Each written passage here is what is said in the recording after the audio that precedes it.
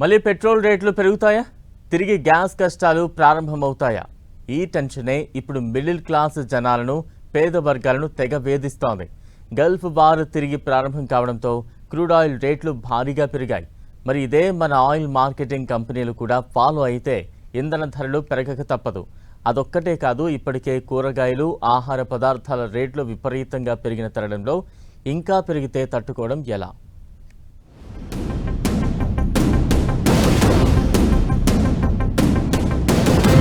భగ్గుమన్న ముడి చమురు ధరలు. మరి మన ఇంధన ధరలు పెరుగుతాయా?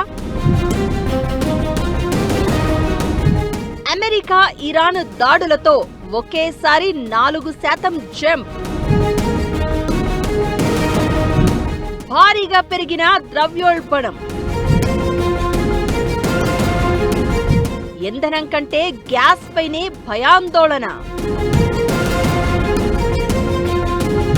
దేశంలో తిరిగి ఇంధన, వంట గ్యాస్ లభ్యతపై ఆందోళన ప్రారంభమైంది. ఇప్పటికే భారీగా పెరిగిన కూరగాయలు, వంట దినుసులు మళ్లీ పెరుగుతాయనే భయం ఎక్కువవుతోంది. శాంతి ఒప్పందం నుంచి అమెరికా, ఇరాన్ బయటకు వచ్చేసి పరస్పరం దాడులకు పాల్పడడమే ఇందుకు కారణం.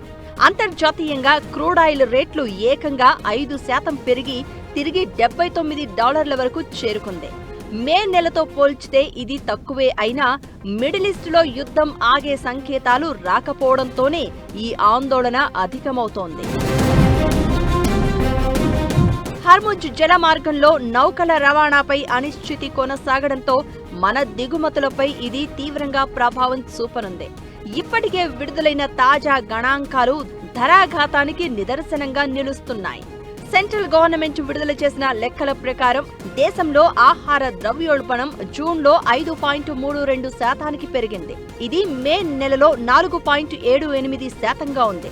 జూన్లో రిటైల్ ద్రవ్యోల్బణ రేటు 4.38%గా ఉంది. ఇది మే నెలలోని 3.93%గా ఉంది.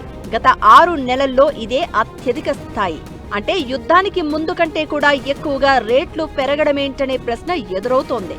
రిజర్వ్ బ్యాంక్ ఈ జూన్లో ఇన్ఫ్లేషన్ 4%గా ఉంటుందని అంచనా వేయగా దాన్ని కూడా క్రాస్ చేయడం ప్రమాదకర సంకేతం. ముఖ్యంగా ఆహార ధరలు, రవాణా ఖర్చులు పెరగడమే ద్రవ్యోల్బణానికి కారణం కాగా, మరి ఇంధన ధరలు పెరిగితే ఈ రవాణా, ఆహార పదార్థాల రేటు మరింత పెరుగుతాయనేది తెలిసిన విషయమే.